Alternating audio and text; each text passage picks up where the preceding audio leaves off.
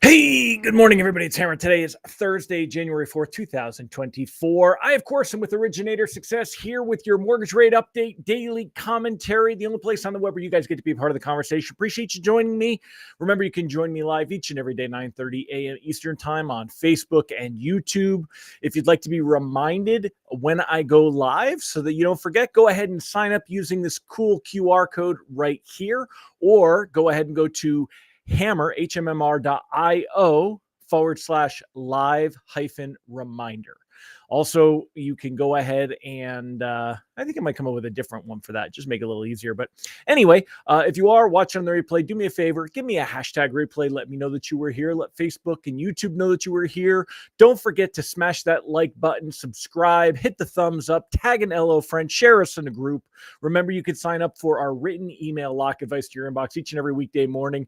www.ratelockadvice.com. Already sent that one out this morning. Remember, you can also get our text alerts. www.ratetextalerts.com. They're $7 a month. You can't beat them. You should join them. It's a great way to protect your pipeline, and you're not going to find out there that's cheaper. Last but not least, although I love talking about rates and pricing each and every day, that's only one small part of what we do here at Originator Success, where I'm going to come up with a new tagline. Are you ready? The home of human intelligence. It's kind of a jargony tagline, right? But what that means is we don't need artificial intelligence. We've got human intelligence where we keep you in the know with all this stuff, but we help you get loans from Google and social media. Go check us out, originatorssuccess.com. With that said, let's say hi to the live folks here this morning. Who are my friends? Say hello. I see a bunch of you are on this morning. We got Mike Morano. Good morning, Mike. Great to see you, sir. We got Lisa Bollinger here. Good morning. Rob Stewart, Harry Dennis. Hello. Monica Dinkins, Megan Lindberg, Ron Siegel, sir. Great to see you and appreciate your kind words on the text alerts. Monica Dinkins. Oh, got you twice. Mallory Fotiadis, good morning. Great to have all of you here. And thank you so much for joining me. So with that said, let's dive into the good stuff. Let me show you what we got going on this morning. I will pop in there. Good morning, Allison Foy. All right, so mortgage-backed securities down 30 basis points to start the day. However, that brings us right about the same level as where we were at when pricing came out yesterday. So basically, morning rate sheet's going to be very similar to what we saw yesterday morning. The reason for that, the reason that we're down 30 basis points and yet we're still the same spot as where we were yesterday, is that yesterday we did see quite the rally for bonds. So yesterday around 10 a.m. when mortgage bonds were coming out, we were right here around that 99.80-ish area with that 5.5 coupon. And then through the afternoon, we got a real nice improvement. You can see that we had a little bit of a blurb right around when the Fed meeting minutes came out, and I'll tell you why in a moment, but it only lasted for a little while. Things continued to improve. We went from being down 30 basis points the day.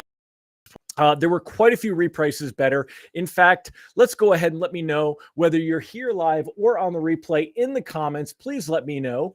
Did you see a reprice better yesterday? And again, putting things in the comments, part of the reason I ask you to do that is it helps with the algorithm. So please take a moment and just say, yes, I did, or no, I didn't, or thumbs up, emoji. Give me something just to interact. Let me know, did you get reprices better yesterday? According to Mortgage News Daily, there was an MBS Live. There was probably about 50 reprices better that were tracked out there. There's a lot of reprices better. When you get a swing of about 30 basis points, you're going to see that. Now, that kind of sets us up for today. With where things are at. Let me show you the 10-year Treasury first. I want to kind of go there. That also, oops, here we are. All right, so 10-year Treasury, 3.99 at this point when you zoom in. We are flirting with that 4% mark. We have not broken that since back here in early December. This was December 13th, the last time we closed above 4. We've got some really strong technical support. You see right here, the 200-day moving average, this purple line, the 25-day moving average, the blue line, that is coming in right at 4.03. So right now we're at 3.99. Even if we do break 4, we're seeing some strong technical support levels at 4.03, but that may not matter much when we get tomorrow's jobs data. So this week is a full week when it comes to all the jobs data. We'll talk more about what's coming up tomorrow, but we've so far gotten the JOLTS data. The JOLTS data came in with, I'd have to double check, but I think it came in with more job openings. But anyway, it showed strength is what it was basically. This morning's unemployment numbers, the unemployment claims also showing strength. So everything's still looking very, very well. Now, yesterday we got the Fed meeting minutes, and I wanted to share with you a little bit about that. Let me pop this up on the screen over here. Turn this back on. Come on, turn this. Go. I'm gonna put my pretty little head over here. So, taking a look here, Fed minutes cite lower inflation risks, concern about overly restrictive policy. Generally, when we read through the meeting minutes, what you found was there was a pretty big interpretation that the Fed, they did not provide direct clues about when rate cuts might commence. They reflected a growing sense that inflation is under control, that it's improving. Got a very similar comment in here in Bloomberg with the same thing, that the minutes indicated increased optimism among participants about the path of inflation, noting clear progress. However, that came with a caveat. Members suggested rates could remain at restricted levels for some time until a durable move down in inflation can be seen. A durable move down could be seen. Now, when you look over here, though, this one's a little less of a kind of a little less cherry here. They talk about here that fresh concerns voiced about how long the economy could hold up under current high interest rates, and at least initial discussion about when to halt rundown of its balance sheet. Now, this is the quantitative tightening. This one does not get the same press that the actual Fed funds rate hikes and cuts do, but this is a big one. When we see the quantitative tightening stop, it's going to be very good for mortgage rates. It's going to help to increase the demand and reduce the supply, which will help mortgage rates. It's going to help mortgage bond pricing. Now, when we look here at what expectations are, again, expectations of a Fed rate cut to come in January, almost none. It's an over 90% expectation the Fed's going to leave rates alone at this meeting at the end of January. Now, March, this is the big change. We want to watch this one a lot. This is where mortgage rates fluctuate up and down based on the sentiment in markets. Are we going to see a March rate cut? Right now, markets pricing in about a 65% belief that we will see a Fed rate cut. When we compare that to just a week ago, though, there was a 13% expectation that the Fed would leave rates alone. Now there is a 30% expectation. That's a big jump. All right. So markets a little less optimistic that the Fed will cut in March. Now, as far as the number of cuts for the year, though, that very much remains, you can see very much remains that we're going to see, 3.75. That has been a very clear kind of strong consensus ever since at least a month ago. So that remains about the same. Now, this idea of a March rate cut, it's going to depend. We've got the jobs data coming out tomorrow. So we need to see weak jobs numbers tomorrow in order to see rates kind of improve from here. Now, when it comes to actual rates, let's see, we'll go to mortgage rates, M&D rate index, pop this back here. All right. So we're still at that same 6.67, 6.72, 6.7. This would put us back up around 6.72. So with all of these things here and where we're at here, tomorrow's jobs data going to be a big, big, big important thing. And in fact, let me go ahead and bring up my lock advice for this morning, my written lock advice, and we'll go through that. Take a look at this together. So when it comes to here, my advice is to lock anything that's closing in the next 15 days. I don't think that the risk for tomorrow is worth going into with the potential for the reward, right? We need to see some really weak jobs data. Rates could improve if we do get really weak jobs data, but if we don't, we're going to see rates start to creep higher. So for any loans closing in the next 15 days, I'm going to take the money and run. That's my opinion. I would lock up on that. For loans that are closing in the next 15 days, though, I think we have more time. I'm sorry, for loans closing 15 to 30 days, we have more time. These loans have more time to see rate sheets move up and down a bit, but should still decide how risk tolerant they are. If tomorrow's jobs data is a bust, we could still get help from next week's inflation data. That's going to come out on the 11th. Now, if we get a double whammy, the jobs data on Friday, next week's inflation data, not really all that much better than what's expected, it's going to leave everyone wishing they had locked before rates had crept higher. So just keep that in mind. And then loans that have 30 plus days, I wouldn't worry about locking at all. I would continue to float them because it is likely that we see rates come down to at least these levels again, even if the next couple pieces of economic data, the jobs data, the CPI doesn't come our way. I think we're okay with that. So I think we're all right with all this stuff.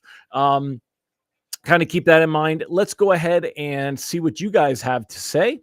So first things first, when I asked you how many of you saw Reprice Better, I saw Scott Menser said yes, and he was the Kayla. Kayla said yes too. What about the rest of you? There's 26 of you on. Give me some comments. Did you guys see a Reprice Better? Yes or no? Would love to know in the comments. Mike Morano said crazy. Never say don't invest in the U.S., but geez, give us a break. I'm with you there. Scott said, any thoughts on the commercial real estate market, strategic defaults leading to more bank failures in 2024? It's possible, but I don't think it's probable. It was something that everyone's been watching and holding their breath on, but it seems to be holding up okay. I've read some articles that talk about that it's going to be a big deal, certain regional banks, but I think even if it does start to be an issue, I think that they can weather that storm. There may be a reset in commercial real estate pricing. Again, this is an issue because after COVID, nobody wanted to go back to work.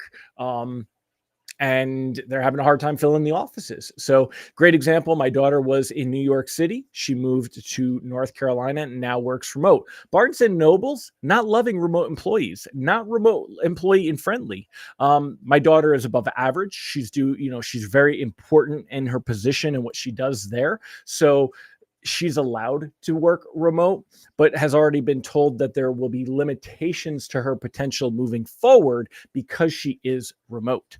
A lot of companies heavy-handed trying to get workers back to work, but the world has changed. The world has moved on, and they're struggling with that, which is, of course, that's why commercial real estate is struggling. So anyway, that's where we're at this morning. I'm going to wrap things up again. Tomorrow morning, we're going to see that labor market data. We're going to see non-farm payroll, how many new jobs are created. We're going to see the wage data, how much did wages go up, and that kind of a thing. We're going to get the unemployment numbers. It's all going to come out at 8:30 a.m. tomorrow morning. So you want to look at locking in your loans before end of business today if they are not willing to see rates creep higher tomorrow. Rates could definitely move higher tomorrow. Looking at the fancy charts, let me bring this up one more time for you. Looking at the fancy charts, if we were to see things move, let me make this just a little smaller here so you can, okay. So if we were to see things move down right now, we've got this blue line as the 25-day moving average. I don't really think that gives us any support whatsoever when it comes to, the data that's going to come in tomorrow. Now, we could see bonds, right now we're at 99.89. We could see them drop to this purple line, which is 98.85. That's 100 basis points. I don't know that that'll happen in one day. I think that if we get a bad jobs report, it could push them down next week until we get that CPI inflation data. More likely, though, we've got a bit of a level here at 99.50. So that's more likely. So we'd probably lose about 30 basis points if we get something tomorrow. So I don't think it's going to kill us. But for loans closing near term, I think you lose enough ground that it's hard to make it up. And that's kind of what I'm afraid of. So, all right, my friends, well, I will be here tomorrow morning to discuss with you what happens at that jobs data, how all of that looks. Remember, if you'd like to be reminded when I go live, sign up for our text reminders. There is a link that gets created when I click this little happy thing here. That'll show up for you. There's a restream link. You can also go to hmmr.io/live-reminder. And you could also use this cool QR code that's right over here and just flash your phone up on it. And, you can even bring up the replay on your computer, take your phone, climb up on there. We send you a text message each morning just reminding you that we have this live. I'll see you tomorrow morning. Thanks, Deb, Ron. Thanks. Ron Siegel definitely he hit the nail on the head very clearly. He said that the technicals generally take a backseat to significant data events. That's what's going to happen tomorrow. So, all right, my friends, I'll see you tomorrow, hopefully with good news, but we'll find out. We have to just wait and react. So I'll see you tomorrow, same time, and we'll see how that labor market data came in. Bye-bye.